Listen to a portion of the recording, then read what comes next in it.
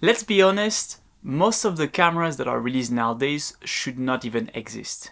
In my opinion, there are three main reasons why a maker should release a camera. Either because they're looking to innovate, meaning release a camera with new features. For example, what we've seen in recent years, open gate, pre-shooting features, I don't know, 120 FPS, 4K that was released in new cameras, etc. So those are basically kind of groundbreaking features or features that would really help a certain part of their clients. And it makes sense because they do not have a camera yet in their lineup that has this kind of capabilities, and they want to show it to their clients and make it available for their clients. Then you have kind of a specialization camera. A camera that will basically not necessarily have groundbreaking features, but would have specialized features for, let's say, people who want to specialize in video or people who want to specialize in street photography with the dials from Fujifilm, for example, or these kind of specific features that tailored to a specific audience, right?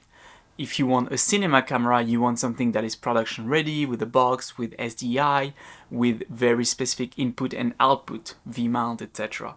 Those are specialized products that would really tailor to a specific audience and allows them to do their job properly or do whatever they want to do properly. And finally, there is also, in my opinion, a third category of product, which is more a product that fits a specific price range. Now, not everybody has $20,000 to throw at a camera. I personally don't have that kind of money to throw at it. Not everybody has $5,000 to throw at a camera, or maybe $3,000, but they might have $1,000 or $500 to get started with a camera, right? And having some different product with clearly distinct and very defined price range can be very useful for consumers. And note the really different and distinct here. Those price ranges have to be very different for you to really understand, okay, this is this kind of camera, this is that kind of camera. With this price range, those are the kind of features that I get, right? It has to be something very different for the consumers to be able to really understand, okay, what camera in the lineup they should choose and they should go for based on their budget, but also based on their requirements.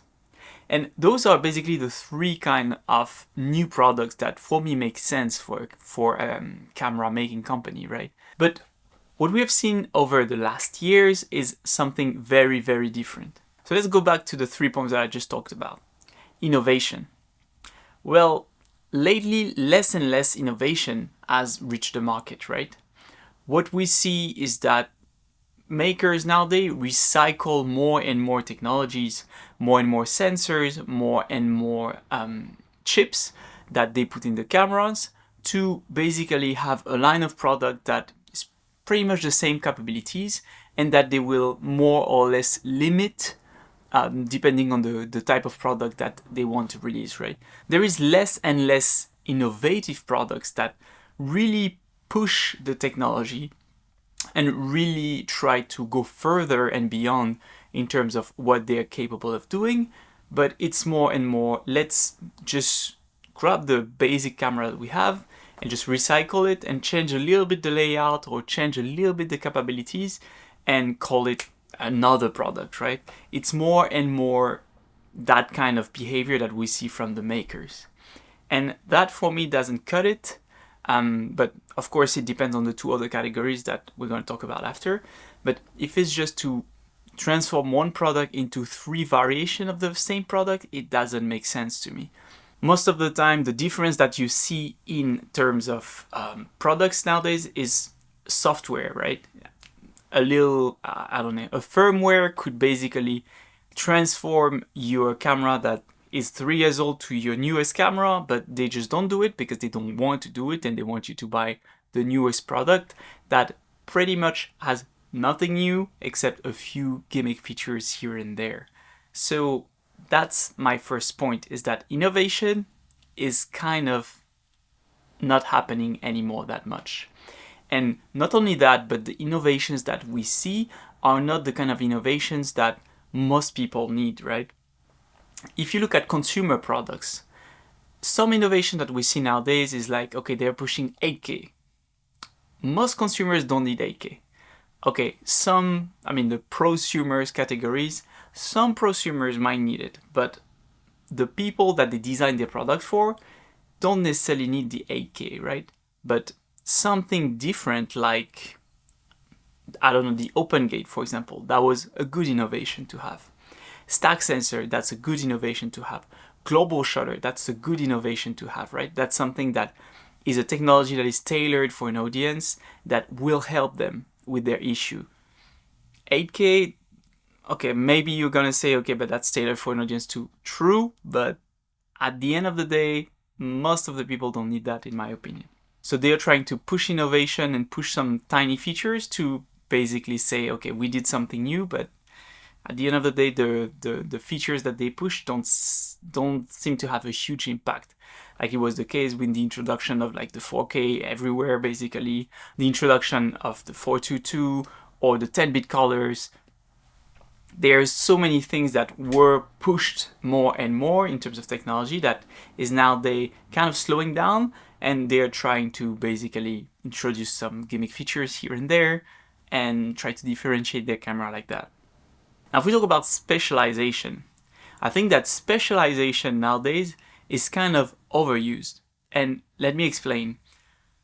For me, to have a specialized camera is to have a camera that is very good at doing a specific thing. And for example, cinema cameras, right? They are not the most flexible cameras in terms of flipping screen, etc., right?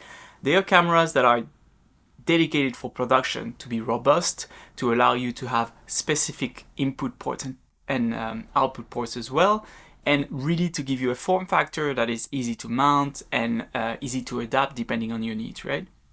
A photography first camera. Now, if you want to distinguish between photo and video camera, it makes sense to have something that would have more photo-oriented features and more video-oriented feature, right? Like they did with the A7S III and the A7R4, for example. You have resolution and then you have speed. Same with the XH2S and the XH2. They did two gamma of products that made sense in my opinion. But now what doesn't make sense to me is that more and more makers are releasing small vlog cameras that do pretty much the same thing as what their normal camera do, with a little bit tinier form factor, a bit of crappier video features, and just repackage it slightly and then say, oh, it's a vlog first camera, this is for vloggers. I'm not sure that there are that many vloggers nowadays that do vlog first. Maybe there are. Maybe I'm completely wrong, right? But it's like that over specification. Oh, this is a vlog first camera. This is a photography first camera, but you still have 4K 60, 4K, etc. Right? It's like, okay, they try to make you believe that you really need this camera only for photography. You really need this camera for videography, right? And for that particular aspect, I think that there is kind of over specialization in terms of marketing, not necessarily in terms of internals of the camera. In terms of marketing, they try to make you believe that, okay, if you want to do vlog, you need to buy this camera. If you want to do photography, you need to buy that camera. And if you want video, you need to buy the other one because they are completely different. But in fact, they are not at all. They have like most of the time the same sensor, the same chip. They just limit you slightly in terms of what you can do. And then they tell you, oh, but if you want to do everything, then buy the very expensive flagship, which is, again, is just marketing strategy with packaging structure and pricing structure. They exist only to do that, to just push you to buy the mid or the most expensive product, and then have an entry level to just kind of lock you down in their system and the amount. And then we have the price range. Now, the price range is also another big topic, right? We used to have, let's say, the example of Fujifilm, a price range of a camera coming at below $1,000. Then we would have something mid-range, right? 1,500, and then we would have a bit more expensive as well. And of course, the GFX with like medium format, the top high end of the line, right? But nowadays, what we see with the X-T50 is that we have an entry-level camera that is not really entry-level, that basically is only $200 cheaper than the X-T5, pretty much. I don't remember the exact price, but that's around the difference, right? They did that also between the X-T5 and the X-H2, and then you have the X-H2S a little bit higher, right? So you have the products that are basically, you're looking at products and the line is very blurred between each of them, just to kind of upsell you, right? It's they're here to tell you, okay, it's only $200 more expensive. Maybe you should just buy the X-T5 instead, or maybe you should just buy that other camera instead. So you kind of find yourself as a consumer in a world where there are so many options with so many price ranges, right, that are not $500 or $1,000 anymore. It's increments of $200. And can you really justify the increment of $200, right? Or do you believe that your audience really need like increments of $200 in terms of products?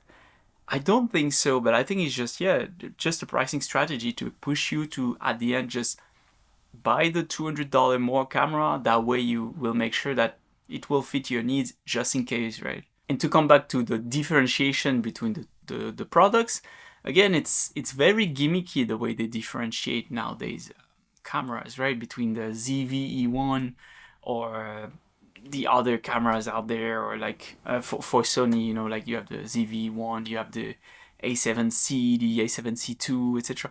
They are very similar products, and it's very confusing for people who want to purchase those products, right? Same right now with the X-T30 Mark II, the X-T50, and just over above that you have the X-T5, right? It's like, it kind of defeat the purpose of having clear, streamlined products that people can choose from. Most of those cameras don't necessarily need to exist. They are just here to act basically as anchor prices and just push you to either buy more, like buy the price that is just above or just below, right? And they are just here to influence you that way. So yeah, I'm not a huge fan of this kind of strategy. I've actually did not like Sony in the past for that, and now Fuji is trying to do the same. So I'm not a huge fan of that, honestly. And yeah, I do believe that makers should just think and put themselves in the shoes of the customers, right? When you see this kind of pricing products and all over the place, it is just confusing. And I don't think that there is, maybe in terms of the monetary aspect, they are advantageous. Maybe you get more sales that way, and you can just recycle the sensors and the parts of the cameras. But when you see products like the Fujifilm X100VI that has been, back ordered for so long, why don't you spend those parts and those sensors to just make that camera and serve the people who have been ordering your camera for so long and are still waiting on it, instead of just launching a new gimmicky camera, the X-T50, that honestly, no new feature, no weather seal, but it has IBIS, and for that you just charge $200 less than the X-T5, which is sometimes on sales here and there, so kind of maybe the same price. I don't really understand the strategy behind that. And yeah, I just think that some cameras should just not exist because they are not made for consumers.